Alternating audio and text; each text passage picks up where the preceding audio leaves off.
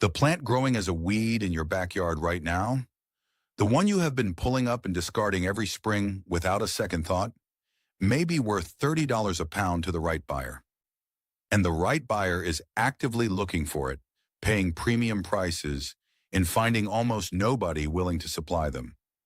What if I told you that the most profitable crops on earth are not corn, not soybeans, not wheat, and that while industrial agriculture fights over razor-thin margins on commodity crops that everyone grows, there are plants generating extraordinary income for the small number of growers who know about them? Plants that sell for $20, $40, even $80 per pound. Plants that chefs are begging for, supplement companies cannot source domestically, and healthcare consumers are paying premium prices to access. Number 8 on this list is technically a weed, one you have almost certainly pulled from your garden and thrown away, that sells for $30 a pound to restaurant buyers who cannot find it anywhere else. And number 12 is the plant that no profitable growing guide has ever given its proper position, confirmed by both 3,000 years of traditional use and modern market data to be one of the most financially undervalued plants any small-scale grower could put in the ground today. Stay until the end, because number 12 is the one that changes how you see every empty corner of your property. Here are 12 profitable plants that will make you a millionaire, ranked from impressive to absolutely extraordinary. Ashwagandha. 3,000 years ago, when Ayurvedic physicians in ancient India prescribed this root for conditions they described as exhaustion of the vital force, the ancient description of what modern medicine calls chronic stress, adrenal fatigue, and immune dysfunction. It appears in the Karaka Samhita as a rasayana, a substance that promotes longevity and restores vitality. That ancient classification was not poetic language. It was a clinical observation that modern research has now confirmed across dozens of peer-reviewed studies. With Aeneas somniferas with analyzed compounds reduce cortisol, improve stress adaptation, support testosterone production, and protect cognitive function through mechanisms that the supplement industry is spending millions to replicate synthetically. The market has noticed, and ashwagandha is one of the fastest growing supplement ingredients in the world, worth hundreds of millions annually and expanding. And here is the critical detail that creates the commercial opportunity. The vast majority of it is still imported from India, where quality control varies wildly and shipping costs are significant. Domestic growers who can produce high-quality, organically certified ashwagandha root have a direct path to supplement companies, health food retailers, and direct-to-consumer wellness brands that are actively searching for reliable domestic suppliers. The dried root sells for $25 to $60 per pound. Ashwagandha is a perennial in warm climates, producing increasing root mass year after year with minimal ongoing investment. And it disappeared from domestic agricultural consideration because it was categorized as an exotic Indian herb rather than a premium cash crop with an undersupplied domestic market. But the market's need for it never changed. Think of it as planting directly into a demand gap that 3,000 years of use created and that American agriculture has not yet filled. Moringa. In parts of Africa, the Caribbean, and South Asia, the moringa tree has been called the tree that never lies, a name given by communities who built their nutritional security around it across generations. The Ebers Papyrus documents its applications. Traditional Indian medicine used it extensively. It appears in documentation across multiple civilizations that had no contact with each other and yet independently arrived at the same conclusion about the same tree. Modern nutritional science has confirmed what those traditions observed. Moringa oleifera leaves contain over 90 bioavailable nutrients, including vitamins, minerals, and protein, in concentrations that make it one of the most nutrient-dense foods ever measured. The supplement industry is actively seeking it. Health food retailers cannot keep it in stock. Smoothie companies, nutrition brands, and wellness consumers are paying premium prices for moringa powder, capsules, and tea. The dried leaves sell for $20 to $40 per pound. The tree grows extraordinarily fast, sometimes 15 feet in the first year, and can be harvested multiple times per season with minimal ongoing care. And critically, most moringa sold in American markets is still imported, creating the same domestic supply gap that creates premium pricing for growers who fill it first. Moringa disappeared from domestic agricultural planning because it was viewed as a tropical tree rather than a commercial opportunity growing in warm climate American states including Florida, California, Texas, and Hawaii. But the demand never required anyone's permission to keep growing. Think of it as the tree that never lies about what it is worth to a market that cannot find enough of it domestically. Gotu kola. In Ayurvedic medicine, Gotu kola was called Brahmi, a name referencing the intellect and the highest functions of the human mind. In traditional Chinese medicine, practitioners called it the fountain of life and prescribed it specifically for cognitive clarity and longevity. Now, these are two completely independent medical traditions separated by thousands of miles, both arriving at the same application for the same plant across centuries of parallel observation. Modern research has now confirmed the neurological mechanism. Centella asiatica contains triterpenoids, including asiaticoside and metacasicide, that support nerve growth factor production, improve cerebral circulation, and reduce neuroinflammation. The biological foundation of the cognitive benefits that both ancient traditions were documenting. That is the supplement market. The cosmetic market is a second revenue stream entirely. Premium anti-aging skincare brands are incorporating Gotu kola into formulations for wound healing, collagen stimulation, and skin firmness, with enough clinical backing to justify premium ingredient pricing. Pomo, the dried herb, sells for $30 to $60 per pound, serving both markets simultaneously. Gotu kola is a perennial that grows in warm, moist conditions and can be harvested multiple times per season. The nootropics market and the anti-aging skincare market are both expanding rapidly. Gotu kola disappeared from domestic agricultural consideration because it was categorized as an exotic Asian herb rather than a dual-market cash crop sitting at the intersection of two of the fastest-growing consumer categories in the American economy. But neither market required anyone's awareness of the opportunity to keep expanding. Think of it as the herb that two ancient civilizations independently identified as essential to human cognitive potential, and that two massive modern industries are currently paying premium prices to source. Tulsi. In India, Tulsi has been grown in the courtyard of nearly every traditional household for over 3,000 years, not as a garden ornament, but as the first line of household medicine for stress, immunity, respiratory health, and metabolic support. It appears in the Karaka Samhita. It appears in Dioscorides. It appears in traditional Arabic medicine. The tradition of daily Tulsi use across one of the world's largest populations for 3 millennia represents an observational evidence base that modern clinical research is methodically confirming.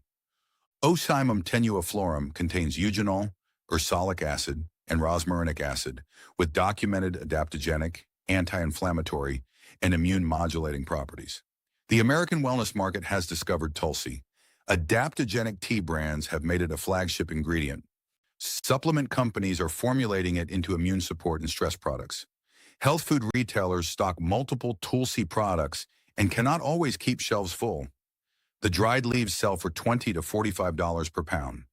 Tulsi grows easily in warm climates and greenhouses, producing multiple harvests per season with minimal input costs. The domestic supply of high-quality certified organic Tulsi remains significantly below market demand. Tulsi disappeared from American agricultural planning because it was labeled an exotic Indian herb rather than a premium crop with an established American market ready to pay for it. But the adaptogen trend driving Tulsi demand shows no sign of decelerating.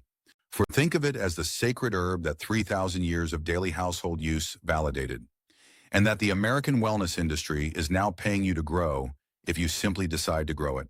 Sichuan pepper.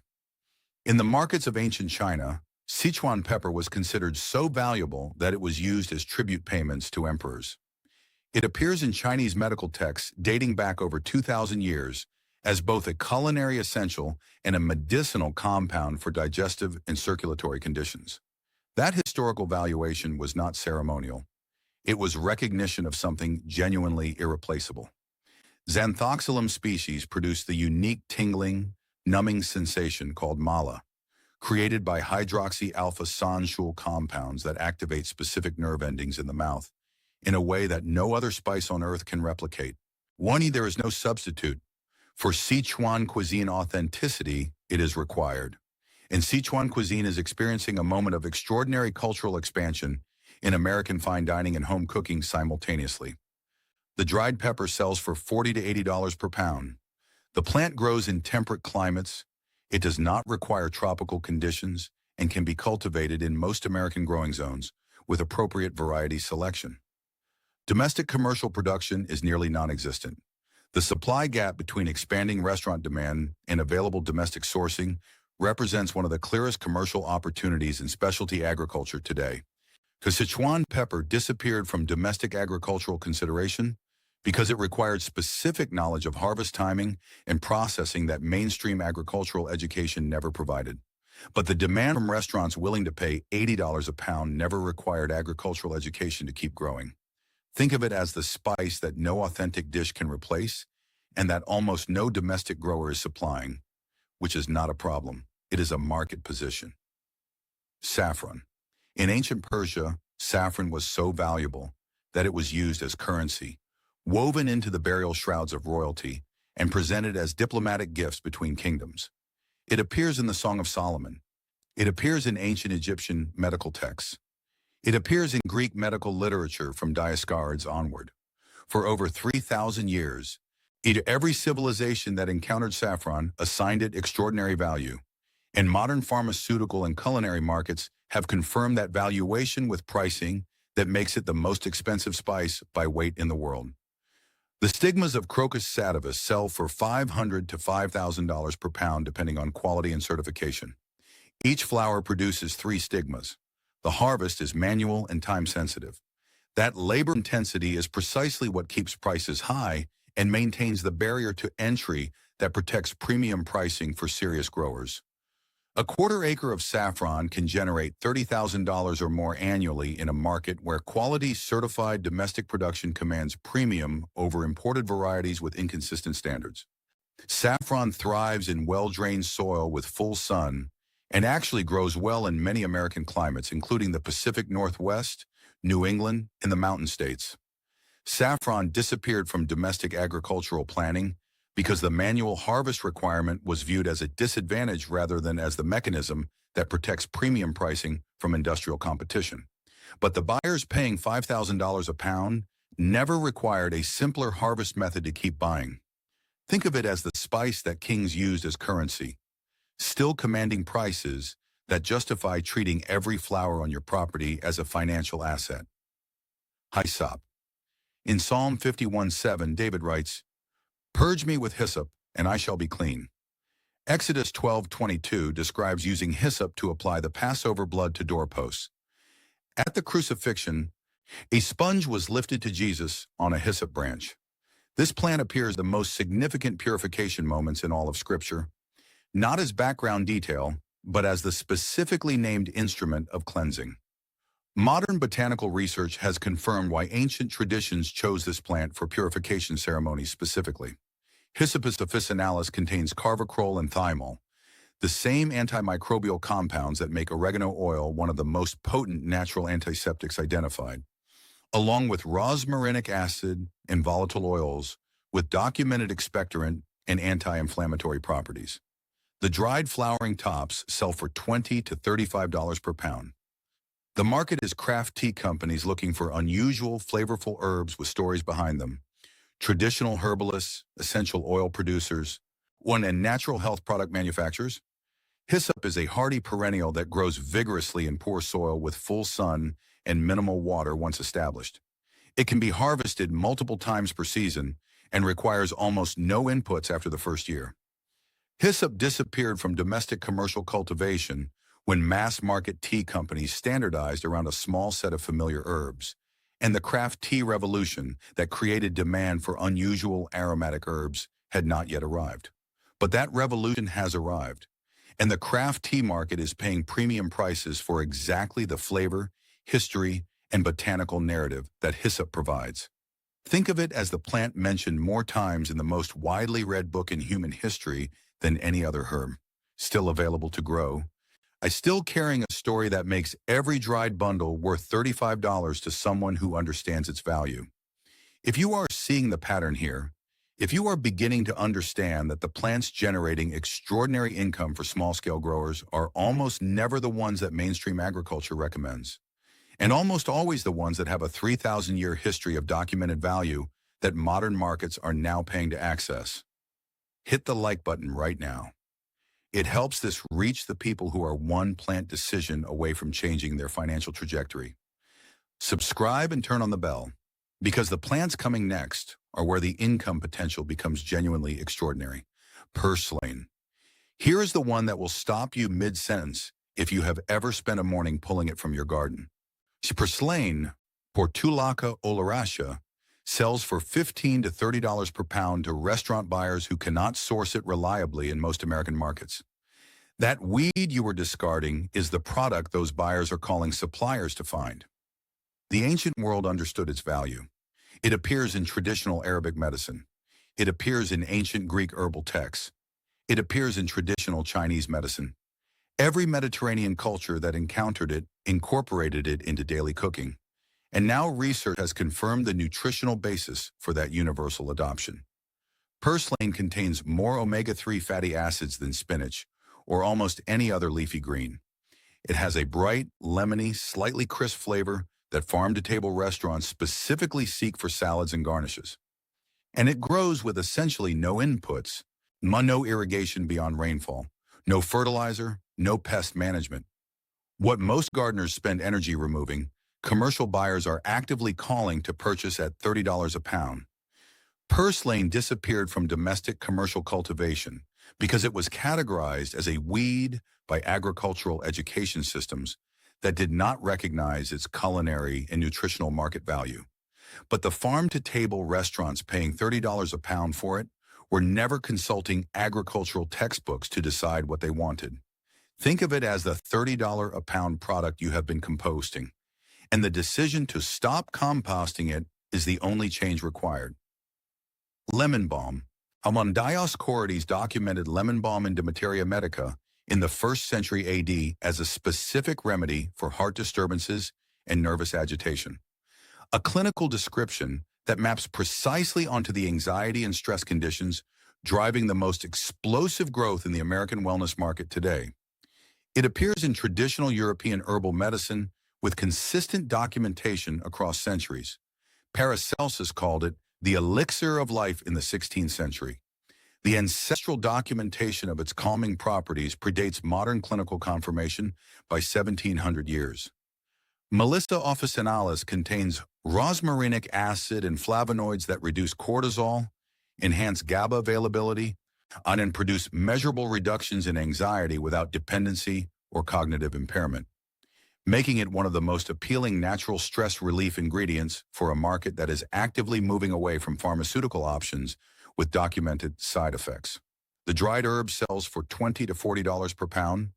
Lemon balm grows vigorously in almost any soil condition, spreads aggressively once established, and produces multiple harvests per season with minimal care.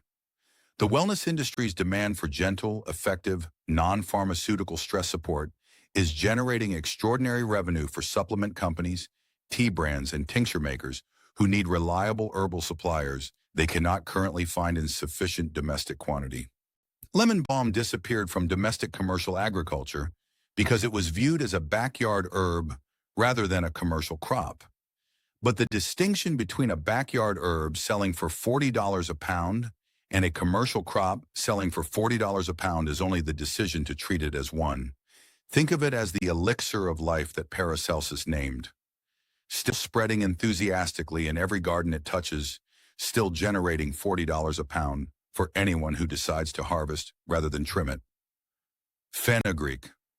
The Ebers Papyrus, the oldest complete medical text in existence, written around 1550 BC, documents fenugreek across multiple medicinal preparations. The seeds were found in the tomb of Tutankhamun.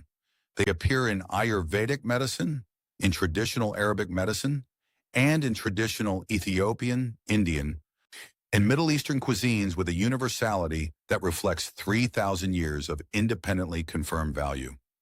Modern research has confirmed the commercial basis for that value across two completely separate market categories. Trigonella graecum seeds are essential in curry powders, spice blends, and traditional dishes across Indian, Middle Eastern, and Ethiopian cuisine, giving them a culinary market with established, consistent demand. Simultaneously, the supplement industry uses fenugreek for blood sugar support, testosterone support, and lactation support, giving the same seed a second completely separate market with premium pricing. The seeds sell for $15 to $30 per pound across both markets. Fenugreek is an annual that is straightforward to grow, produces seeds that store well and ship easily, and it offers the business resilience of serving two independent markets simultaneously. Meaning if culinary demand softens, supplement demand typically remains stable and vice versa. Fenugreek disappeared from domestic agricultural planning because it was viewed as an import rather than a domestic opportunity. But the buyers in both markets were never importing it by preference. They were importing it by default because domestic production did not exist. Think of it as the seed that Tutankhamun's physicians considered worth carrying into the afterlife. Still worth $30 a pound to two separate industries that would both prefer a domestic supplier. Calendula. Medieval soldiers carried calendula flowers into battle specifically because they understood, through accumulated observational evidence rather than clinical trials, that this plant prevented wound infection and accelerated healing in ways that nothing else available to them could replicate. It appears in traditional European herbal medicine from the medieval period through Nicholas Culpeper's systematic documentation in 1653. It appears in Ayurvedic medicine. The consistent historical application for skin healing across multiple independent traditions reflects a genuine mechanism that modern research has now confirmed. Calendula officinalis contains flavonoids and triterpenoids with documented anti-inflammatory, antimicrobial, and wound-healing properties that the natural skincare industry has embraced as one of its most credible and effective botanical ingredients. The clean beauty movement has made calendula a flagship ingredient in creams, salves, soaps, and oils, with demand from both large natural cosmetics manufacturers and the rapidly expanding small-batch craft skincare market. The dried flowers sell for $20 to $50 per pound. Calendula grows abundantly in temperate climates with minimal inputs, producing continuously from spring through frost when regularly harvested, and the act of regular harvesting actually increases production rather than depleting it. The market segments available to a calendula grower include wholesale to natural cosmetics manufacturers, retail to soap and salve crafters, on-site and direct sale of value-added products using the flowers themselves. Calendula disappeared from domestic commercial agriculture because flowers are not traditional crops, and the agricultural education system did not recognize the skincare industry's ingredient demand as an agricultural market. But the skincare industry's purchasing budget has never required agricultural education to access. Think of it as the flower that medieval soldiers trusted with their lives, still generating $50 a pound for anyone willing to grow what the clean beauty industry cannot source in sufficient domestic quantity. And here is number 12. The plant I saved for last, because it is the one that requires the most significant reframing of how most people think about what belongs in a profitable growing operation, and because that reframing is worth more than everything else in this list combined. Yopon holly, Ilex vomitoria, is the only caffeinated plant native to North America. The only one. It is the only plant on this continent that produces caffeine naturally, and it grows wild across the southeastern United States from Virginia to Texas without any cultivation, any irrigation, or any human assistance whatsoever.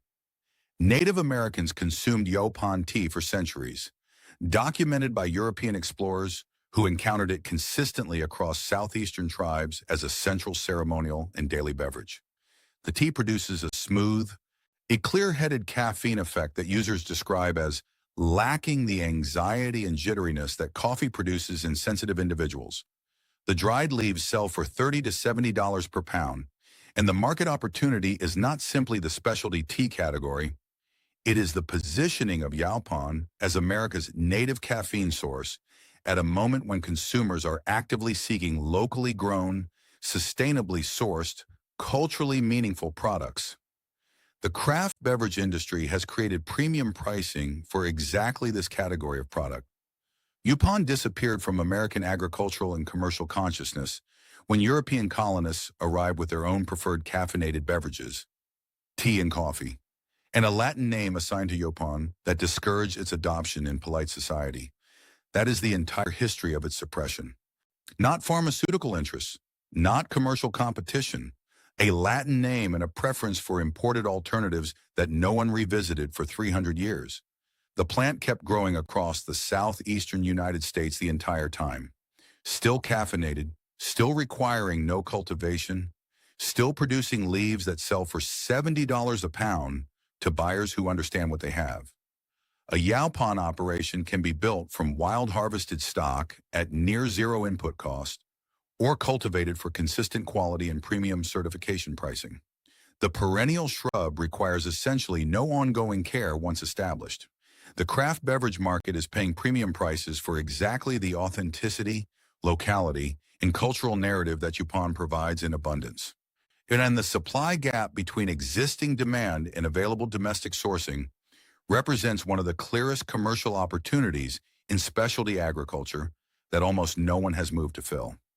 Think of it as the 300-year-old opportunity that has been waiting for one grower in every county of the American Southeast to simply decide it was worth picking up. 12 plants, 3,000 years of documented value. The difference between a weed and a cash crop, between a backyard herb and a commercial revenue stream, between a traditional plant and a premium market opportunity is almost never the plant. It is almost always the knowledge of what the market is willing to pay and the decision to supply it rather than ignore it. The specialty crop market does not reward the most common growers. It rewards the most informed ones. And if you are the kind of person who believes that real agricultural opportunity has been quietly passed over because industrial farming is too focused on commodity crops to notice it, you already know what to do next. Tell me in the comments, which of these 12 plants are you growing first? Are you Team Ashwagandha and Moringa, Team Saffron and Sichuan Pepper, or Team the 300-year opportunity at number 12 that has been growing wild across the American Southeast the entire time? Subscribe so you do not miss what we uncover next, because what is coming makes this look like the very first seed you ever planted.